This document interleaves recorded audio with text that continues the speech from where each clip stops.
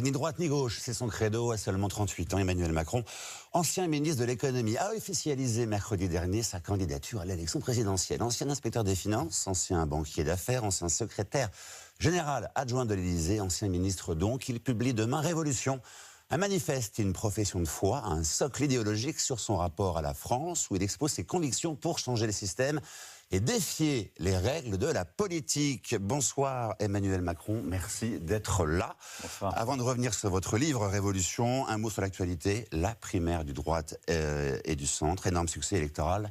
François Fillon en tête, avez-vous voté au premier tour? Irez-vous voter dimanche? Si oui, pour qui? Non, je n'ai pas voté au premier tour, je n'irai pas voter au deuxième tour. Je me suis exprimé à plusieurs reprises sur ma vision, notre vision aujourd'hui de l'échiquier politique. Il y a un goût pour la politique, nos concitoyens, un goût pour l'engagement. On l'a vu là, on l'a vu. 4 millions de participants. Et je le vois chaque jour sur le terrain, lorsque je me déplace, que ce soit de l'engagement politique d'ailleurs ou citoyen. Et c'est au cœur de la démarche que je conduis aujourd'hui. Mais vous le voyez aussi dans les débats qui viennent d'être rapportés, dans ce qu'on a pu voir depuis plusieurs semaines. Il y a au sein des partis de gouvernement classiques, qu'il s'agisse d'ailleurs des Républicains ou du Parti Socialiste, des divisions profondes qui ne sont plus des querelles sur telle ou telle mesure, qui sont une vision radicalement différente de la société. Ce qui fait que, et c'est le cœur de la démarche que je conduis depuis le 6 avril dernier, moi je pense que nous devons refonder notre vie politique. Donc pas de primaire? Pas de primaire, parce que... Ni même à gauche d'ailleurs. Parce que, vous savez, des gens qui pensent que nous sommes dans une société ouverte, laïque, auront du mal à rejoindre le projet de François Fillon. Les gens qui ont une certaine vision de la justice sociale auront du mal à rejoindre le projet de François Fillon et qui peuvent aujourd'hui se retrouver derrière Alain Juppé. Quand j'écoutais les candidats, certains étaient pour changer la Constitution en raison du risque terroriste, d'autres pour la maintenir. C'est-à-dire que sur la loi fondamentale elle-même, ils ne sont pas d'accord. Ils ne sont pas d'accord. Donc ce qui montre que sur les grands sujets qui font le pays d'aujourd'hui, et c'est ce dont je parle dans Révolution, le modèle productif, c'est-à-dire comment produire dans notre pays et le réindustrialiser, les inégalités, l'école, la santé, la transition environnementale et l'écologie, sur le rapport justement à l'islam, plus généralement aux religions, l'Europe, sujet fondamental. Sur ces sujets-là, on doit partager les mêmes idées si on veut mener ensemble un combat. Il n'en demeure pas moins, vous venez de dire le mot ensemble, ni droite ni gauche, mais entre Fillon et Juppé, avec qui pourriez-vous gouverner si vous êtes élu? Je n'ai jamais dit ni droite ni gauche, mais plutôt ni à droite ni à gauche. Et droite et gauche, et j'ai avec moi, je m'en honore, des femmes et des hommes qui sont au Parti Socialiste, d'autres au Parti Radical, certains chez les Verts, certains à l'UDI, au Modem ou aux Républicains. Donc entre Fillon et Juppé, et la société civile. Avec qui pourriez-vous gouverner? Entre les deux? Vous savez, on ne mène pas la démarche qui est la mienne pour pouvoir s'associer avec deux hommes pour qui j'ai le plus profond respect, qui mènent leur combat au sein de la primaire des Républicains. Donc c'est un sujet qui ne se pose pas au bon moment.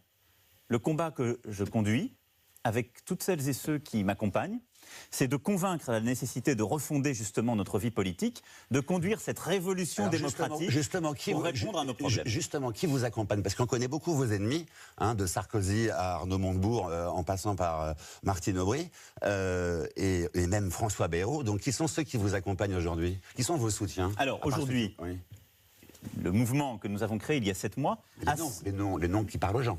Alors, les noms qui parlent aux gens, vous avez aujourd'hui des élus de gauche et de droite. Le maire de Lyon, Gérard Collomb, l'ancien ministre de Jacques Chirac, Renaud Dutreil, la députée européenne Sylvie Goulard, qui est aujourd'hui au centre droit, Richard Ferrand, parlementaire socialiste, qui a pris la responsabilité de secrétaire général du mouvement. J'ai une 40aine de parlementaires qui sont aujourd'hui derrière moi. Ils sont un peu menacés pour les socialistes. On a vu aujourd'hui avec le PS qui a commencé à les menacer, de les excommunier s'ils continuent à vous soutenir. Oui, vous savez, dans l'histoire, pas seulement de la France, mais des démocraties ou quasi-démocraties des temps modernes et contemporains, ceux qui ont commencé par excommunier ou passer en procès politique ont mal fini. Alors, donc, je ne crois pas que le Parti Socialiste ait aujourd'hui ce luxe. On va revenir aux gens. On leur a posé la question. Emmanuel Macron, alors à droite ou à gauche? Écoutez leur réponse, c'est un peu surprenant. Il est de droite quand ça l'arrange et de gauche quand c'est intéressant. Bah écoutez, franchement, aucune idée. Bon, il est plutôt... ça dépend des jours, quoi. Je pense qu'il a du mal à être de gauche. Pour moi, c'est un centriste.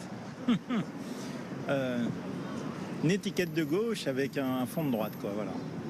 Ça vous inspire quoi, ça? Si je vous dis libéral, libertaire, c'est ça qui vous définit en fait? Non, je ne crois pas que je sois libertaire. et le mot libéral... Quand même, non conventionnel. Oui, alors si vous voulez dire non conventionnel et que je ne veux pas être enfermé dans les boîtes existantes, je vous dis oui. D'accord. Mais parce que je pense, posez-vous la question, c'est ce qui est au cœur de l'ouvrage que je sors demain. Pourquoi, depuis 35 ans en France, les mêmes qui sont des gens éminemment respectables, à gauche et à droite, n'ont pas réussi à régler les problèmes du pays? Celui du chômage de masse, celui d'une éducation qui est reproduit de plus en plus les inégalités sociales. Et pourquoi notre paysage politique actuel ne permet pas de répondre aussi aux défis qui sont les nôtres aujourd'hui? Emmanuel Macron, ça c'est votre constat. Quand on lit votre livre, vous parlez de ça. Mais laissez-moi citer une citation du livre qui est importante. C'est à la page 69. Vous dites « Je ne crois pas au fait d'égrener des propositions dans le cadre d'une campagne. Donc concrètement, hors constat, qu'est-ce que vous allez dire aux Français de concret ?» Tout ce qu'il y a dans mon livre est concret. Un peu abstrait parfois. Ce qui est important, c'est d'abord d'expliquer son idéologie, c'est-à-dire comment on voit le pays et ses grands problèmes. Et ensuite, je décline sur tous les sujets importants la proposition de transformation. On n'est pas encore au livre de programme. D'ailleurs, ce livre de programme sortira quand? En janvier, peut-être? Je vais ensuite, sur chacun des sujets clés, c'est-à-dire il en faut 9 ou 10, expliquer de manière détaillée ce que je propose de faire. Mais pourquoi je ne me lance pas comme ça dans un programme de 500, 1000 pages avec des propositions techniques? Vous allez voir. Le Maire. Mais je n'attaque personne. Parce que, d'abord, depuis 30 ans, 40 ans, ces programmes ne sont jamais respectés. Parce qu'on rassemble des femmes et des hommes qui ne sont pas d'accord sur ces propositions, qu'ils ne connaissent même pas, mais qui ne partagent pas la même vision du pays. C'est ce que je vous disais tout à l'heure sur les primaires. Et c'est intéressant ce que disaient vos téléspectateurs, enfin, les personnes que vous avez interrogées dans la rue. Qu'est-ce que c'est qu'être de gauche ou être de droite aujourd'hui, sur bien des sujets? On pourrait dire, être de gauche, c'est être plus sensible à la justice sociale. Parfois, on se demande pourquoi. Et on se demande comment. Sur certains sujets, par exemple, le chômage des jeunes, certaines mesures qu'on a qualifiées comme étant de gauche pour protéger le contrat de travail, pour protéger un droit du travail où tout est défini par la loi, n'ont pas produit les résultats. Les premiers sacrifiés, ce sont les jeunes au chômage. Ça, c'est une attaque directement envers François Hollande. Non, je n'attaque pas. D'ailleurs, juste un mot sur François Hollande. Il risque de se présenter bientôt, le 10 décembre. C'est une date qui a circulé aujourd'hui, qui est aussi la date d'un de vos meetings. Est-ce que pour vous, ça serait un pied de nez pour se venger parce qu'il considère que vous l'avez trahi? Non, je m'explique longuement dans le livre sur ce sujet. Je m'en suis expliqué médiatiquement. Je suis passé à l'étape d'après. Je pense que d'ailleurs François Hollande, en tant que président de la République, a son choix à prendre. Vous lui dites quoi? Il a raison de le faire? Il a raison d'y aller? Mais vous savez, je fais partie... Oui et non. Mais je fais partie des Françaises et des Français, et je crois que beaucoup sont attachés à cela, qui considèrent que les discussions privées restent privées. Donc, si j'avais quelque chose à lui dire, je ne lui dirais pas devant vos caméras. Ensuite, je ne pense qu'il a autre chose à faire qu'à faire des pieds de nez au meeting d'un tel ou d'un tel. Il prendra sa décision en conscience. J'ai pour ma part dit que la démarche qui est la mienne, qui consiste à dépasser l'offre politique actuelle, à sortir des chicayas multiples qu'il y a entre des gens de droite et de gauche qui, au fond, sont assez proches. Prendre de la hauteur. Mais prendre de la hauteur, mais pourquoi? Parce que je ne suis pas alternativement de droite ou de gauche. Je dis juste sur les grands sujets du pays, et c'est ce que j'explique dans le livre, de manière très concrète. Il y a au fond un vrai clivage qui est celui qui existe entre les progressistes et les conservateurs. Il y a ceux qui veulent là que vous entendez dépasser, on l'a bien compris. Il y a à gauche et à droite des gens qui veulent. J'ai une dernière question à vous poser parce que le temps passe. Sur votre communication, on vous a vu partout. Est-ce que même récemment vous avez fourni des images de votre mariage à un documentaire? Est-ce que vous n'avez pas l'impression d'être un candidat hyper communicant et que cette communication risque un jour de se retourner contre vous? Alors d'abord, je tiens à rectifier cette idée. Il y a eu un reportage qui a été fait sur moi. Je n'ai pas bloqué le reporter et le cinéaste qui a fait ce travail pendant un an. Il a pu m'accompagner. J'ai répondu à 3 interviews. Je n'ai pas donné d'archives personnelles. Il s'est procuré des Mais ça, vous n'avez pas films d'archives. Vous n'avez pas l'impression d'en faire trop? Oui, non, pour terminer. Vous m'invitez ce soir ici, j'ai pas l'impression d'en faire trop. Je réponds à une demande. Dans la presse People, c'est ça que je veux dire. C'est un film qui a été commandé par une chaîne qui est concurrente. Mais avant les Paris Match, à la vôtre. c'était de la presse Mais People.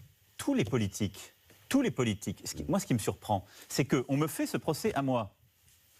La plupart, les 2 candidats que vous venez de voir, ont été sur votre chaîne, sur un canapé, parler de leur vie autrement qu'un un film ne le fait. On ne leur fait aucun procès. Mais peut-être que vous irez bientôt aussi. Mais ce que je veux dire par là, c'est qu'il y a des attaques qui sont parfois unilatérales. Ici, on est très regardé par les jeunes. Il y a beaucoup de gens qui vont voter pour la première fois en 2017. Un message rapide à leur intention. Le monde est en train de changer. Les Français changent beaucoup plus vite que la politique. Ce que je propose, c'est de changer profondément notre organisation, notre vision, pour adopter des méthodes qui permettent justement de débloquer la France et surtout d'embrasser la révolution qui est à l'œuvre, qui est la révolution numérique, environnementale, qui est en train de changer très profondément notre façon de vivre, d'innover, de produire, de consommer. Et pour cela, nous devons éduquer différemment, nous devons faire plus pour ceux qui ont moins, radicalement, et pour les territoires qui sont parfois décrochés, je pense aux territoires ruraux, je pense aux quartiers, nous devons donner plus de fluidité sur le terrain, aux entreprises, aux branches professionnelles, pour trouver les bons compromis dans la négociation. Ce n'est pas moins de droits, mais c'est de la fluidité pour s'adapter justement ça parle aux jeunes, vous pensez, à un ce monde soir. qui Ça change. parle aux jeunes qui nous écoutent. Moi, je pense qu'un jeune qui nous écoute aujourd'hui, il veut être bien formé. Aujourd'hui, s'il vient d'un milieu populaire en France, il ne l'est pas assez. 2, il veut, quand il envoie son CV, avoir un entretien d'embauche. Et donc, il faut lutter contre les discriminations parce qu'il y a 4 fois moins de chances, quand vous venez de certains quartiers ou que vous avez certains prénoms, d'être pris à cet entretien d'embauche. 3, il veut pouvoir travailler. Le chômage des jeunes, c'est 25% aujourd'hui, 50% quand vous n'êtes pas diplômé. Et donc, ce que je propose, c'est de baisser le coût du travail qui est mortel pour les jeunes en disant, ce coût-là, il faut le financer autrement. C'est notre protection sociale. Et c'est justement... Ça sera bientôt le mot de la fin. Une dernière question, sourire. Vous connaissez Black M et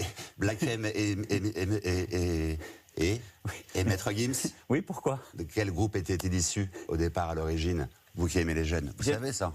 Oui, j'aime les jeunes, mais après, je connais Black M et les polémiques, et je m'étais exprimé quand il y a eu cette polémique terrible, et Maître Gims, dont il a été victime, et Maître Gims, je connais les chansons, mais je ne connais pas le nom de leur groupe à l'origine. Emmanuel Macron. Mais je ne vais pas vous faire de la démagogie. Section d'assaut. Je ne vais pas vous faire de la démagogie. Ce n'est pas la musique que j'écoute le plus. Merci beaucoup d'avoir été là ce soir. Et je vous rappelle que Révolution, votre livre sort demain en librairie, vous serez en signature à la Fnac des Ternes à 15h30. Voilà qui est dit. Exactement.